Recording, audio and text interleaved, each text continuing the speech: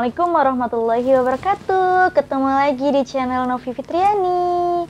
Oke, kali ini aku bakalan cerita terkait pengalaman aku profesi nurse. Kebetulan aku adalah mahasiswa keperawatan dan lanjut setelah S1 aku lanjut profesi nurse. Biar meriah kayaknya aku harus nyalain lampu-lampu dulu kali ya. Oke, lampu-lampunya udah nyala. Sekarang aku lanjut aja ya cerita ya ke teman-teman ya. Tapi ngedisco. Nah, langsung aja cerita ke teman-teman terkait pengalaman aku profesi nurse. Profesi nurse itu ngapain aja sih? Mungkin buat yang baru lulus S1 bingung kan kayak mau lanjut nurse atau nunda dulu ya gitu, mau lanjut nanti atau mau lanjut sekarang gitu, karena belum kegambar gitu bayangannya seperti apa.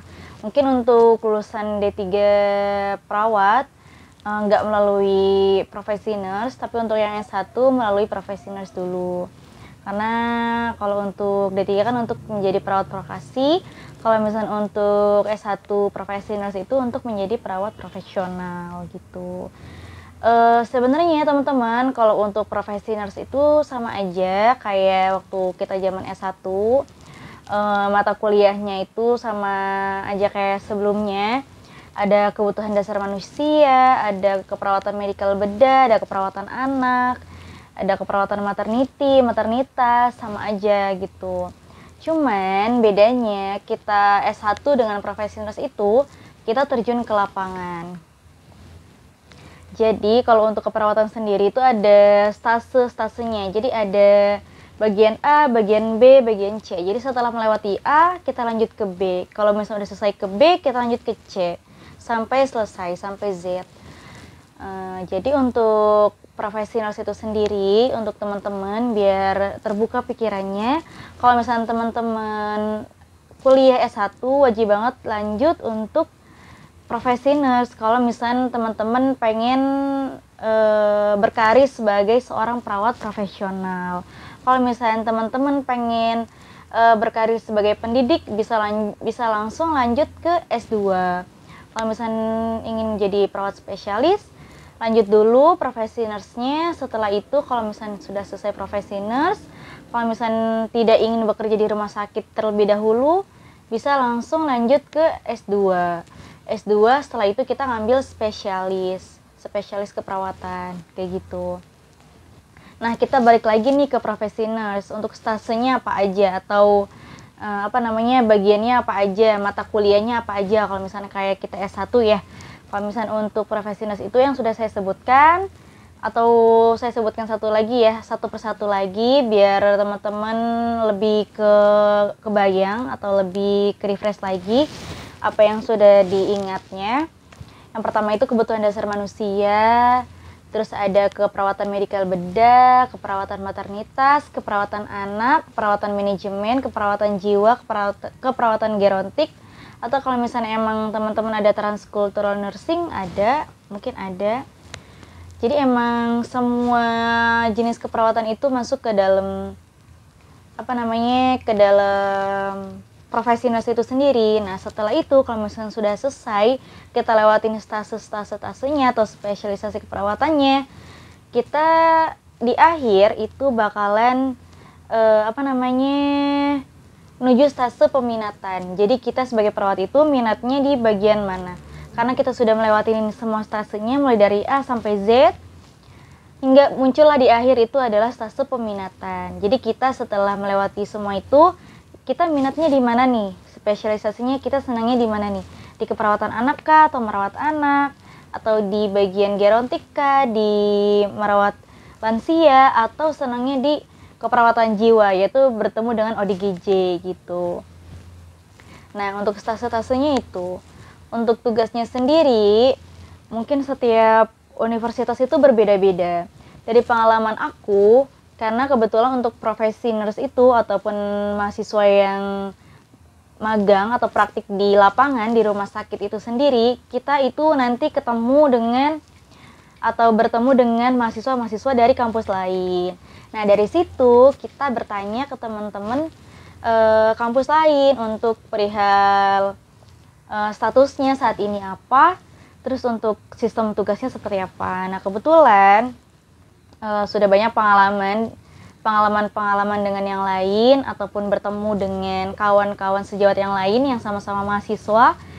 Kebetulan itu untuk menyamakan kayak kampus mana sih yang beban kerja tugasnya itu lebih berat gitu.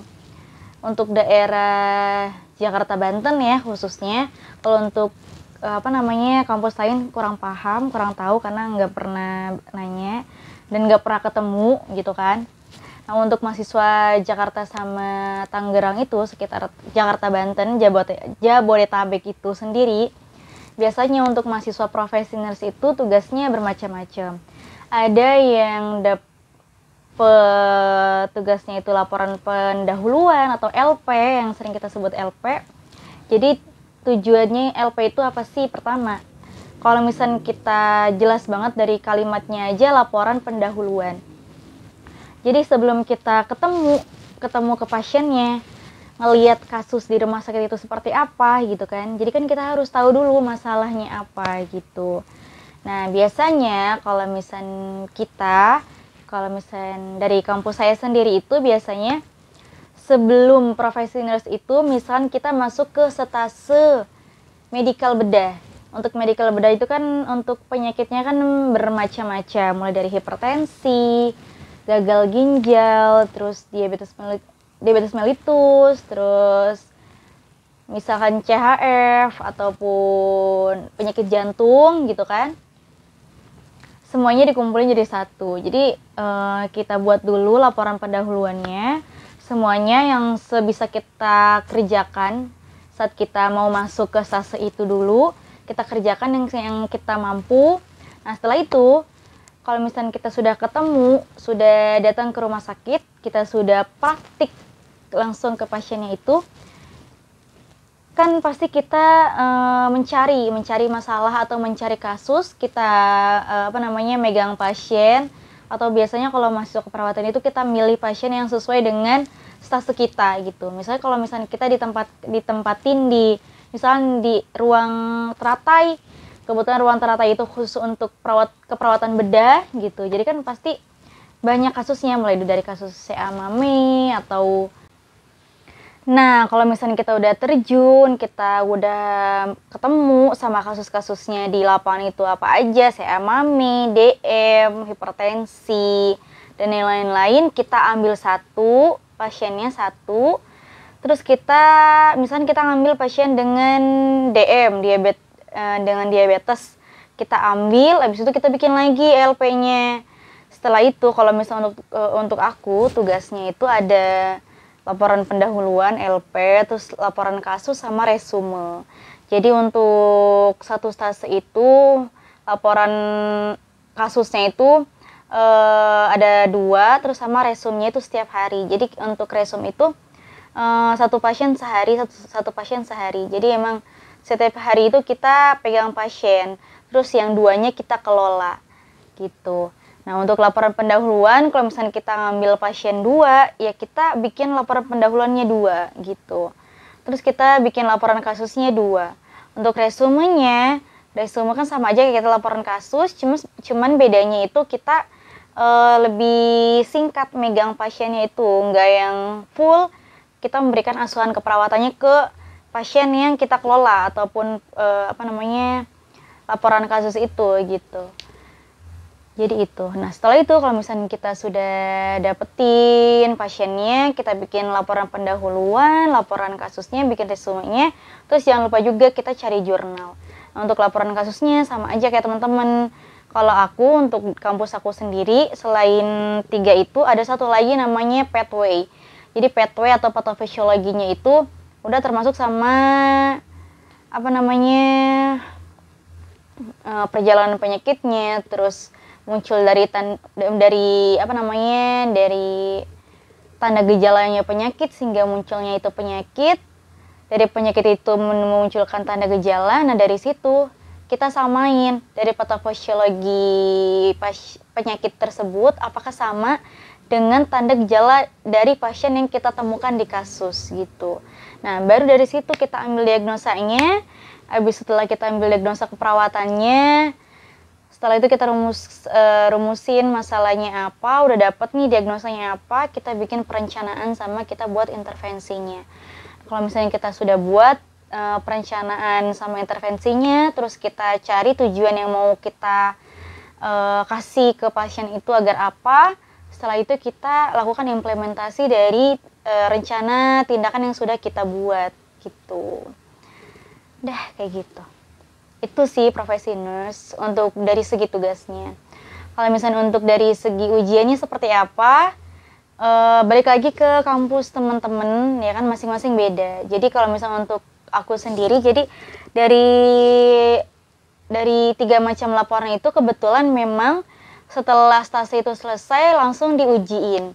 Jadi langsung tugasnya kalau misalnya udah selesai kita kumpulin, kita serahin, habis itu kita ujian ke dosen pembimbingnya gitu. Gitu ya. Nah kebetulan kalau misalnya untuk ujian kasus itu sendiri, kasus yang udah kita ambil, kebetulan ujiannya tentu saja lisan. Kita jelasin pasiennya, misalnya aku kasih contoh misalnya. Pasien saya atas nama A dengan diagnosa hipertensi, tanda-tanda yang muncul dari pasiennya misalkan nyeri tengkuk, terus lemas, pusing, terus tindakan yang kamu ambil apa, ternyata misalkan riwayat penyakitnya apa, dijelasin satu-satu, diagnosa yang kamu ambil apa, misalkan kebetulan gejala yang muncul pada pasien itu nyeri, diagnosa yang saya ambil itu nyeri akut, tanda gejalanya apa, etiologinya apa, gitu, berhubungan dengan apa, terus rencana tindakannya apa, rencana intervensinya apa, jelasin semuanya, kayak gitulah. Kalau misalnya untuk ujian dari laporan yang udah kita buat.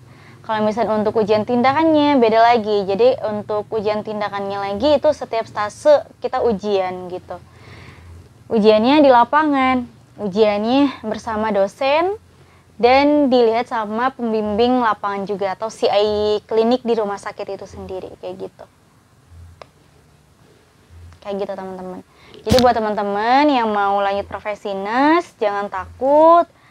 Kalau bisa dilanjutin kuliahnya, jangan setengah-setengah. Jadi kalau misalnya teman-teman cuma S1 doang, nanti takutnya kerjanya itu nggak sesuai dengan job desk atau nggak sesuai dengan profesi yang udah kita tekunin selama 4 tahun kita kuliahin gitu lah teman-teman. Oke, mungkin itu aja. Semoga ilmu yang aku kasih bermanfaat. Mungkin singkat cerita gitu aja. Semoga bisa diambil poin pentingnya. Kalau misalnya poin nggak penting, boleh dibuang aja. Oke, jangan lupa ya teman-teman buat di like, di komen, dan di subscribe channel ini biar aku semangat buat ngontennya. Terima kasih. Assalamualaikum warahmatullahi wabarakatuh.